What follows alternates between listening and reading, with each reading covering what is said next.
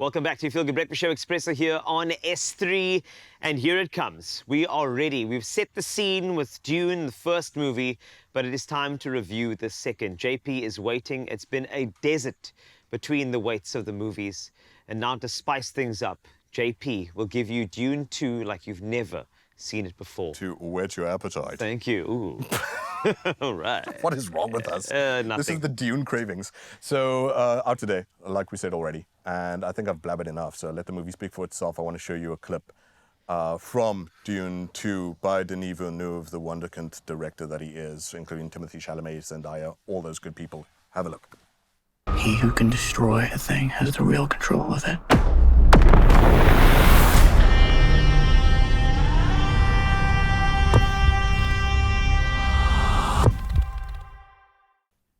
I've been waiting for that relationship to blossom and develop in this movie. I thought it would be...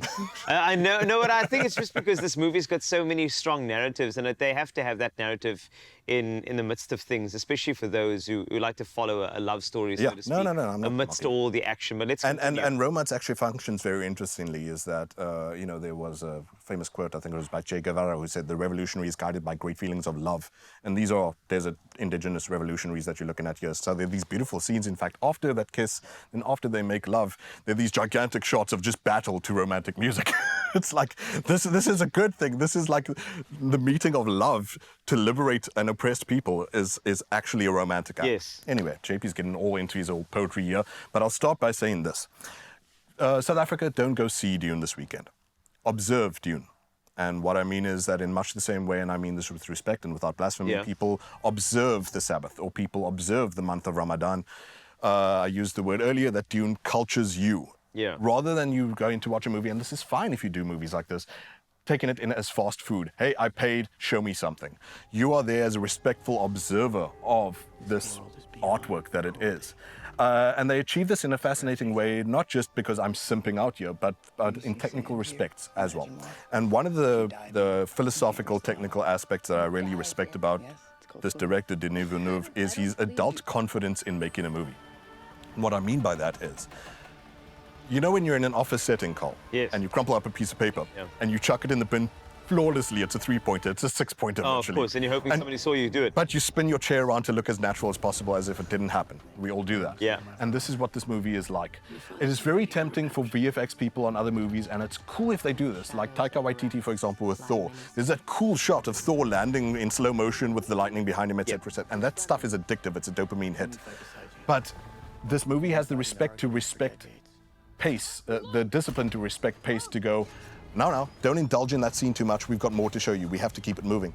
And that is really how you rope an audience in. When you say, for example, work your butt off to make a CG spaceship that you're looking at there, the temptation might be to do a 360 viewer, to go in and out and roller coaster around the thing, like very much like Peter Jackson did with Lord of the Rings, and I do love those movies.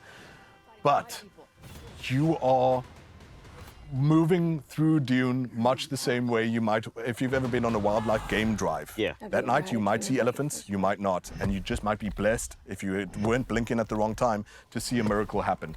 And virtually every shot in this movie is a miracle. Needle point precision of every pixel, nothing is amiss, nothing is off, nothing is wrong. Every frame belongs where it belongs, and for this reason, even though Zoe said she wants to watch it across 5 days, similarly to Dune 1, even James Cameron said, and even people who totally disagree with me said, by the 2-hour mark, they were like, cool, let the movie start. They were that roped in. And then the credits start rolling. And it's the same feeling with this. I do not know how this director achieves it. James Cameron of Avatar said he did not know how Denis Villeneuve achieved this, but you're ready to watch 24 hours worth of Dune with no expenditure to your sense of energy and your sense of investment.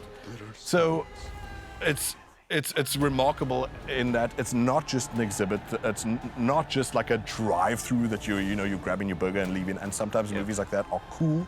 It's got this sacred halo around it, and that's partly because of its design philosophy.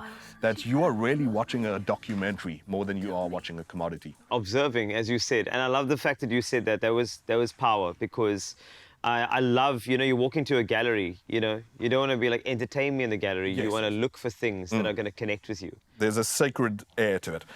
But tell you what, speaking of sacred heirs, we have to have evil heirs as well. And one of the evil heirs to the throne is Fade Rautha, who is played by Elvis Austin Butler, who does very well here too, and every actor does. Here's a look at the bad guy in Dune, the good guy. We'll never know until you watch today. Dune Part 2 is out, and here's a look. May thy knife chip and shatter.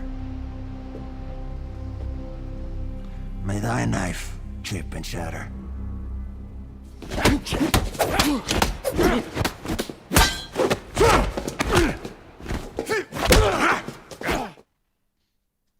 Woo! Okay.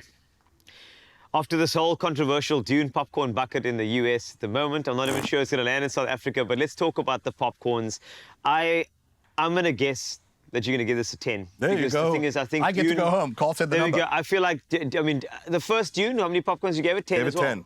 So? Second Dune gets 10. 10! Yeah, it really is. To put it in the way of another major critic from a major publication said, what I didn't, is that he wishes, and he wasn't being jocular or hee-hee about this, he almost said solemnly and sadly that he wishes the best of luck to all sci-fi movies for the next decade. Ooh, okay. JP, thank you so much. Go watch it today. Dune Part 2 is officially out. After that, I am hungry. Let's go to the kitchen. So he's waiting for you. Biggest screen you can.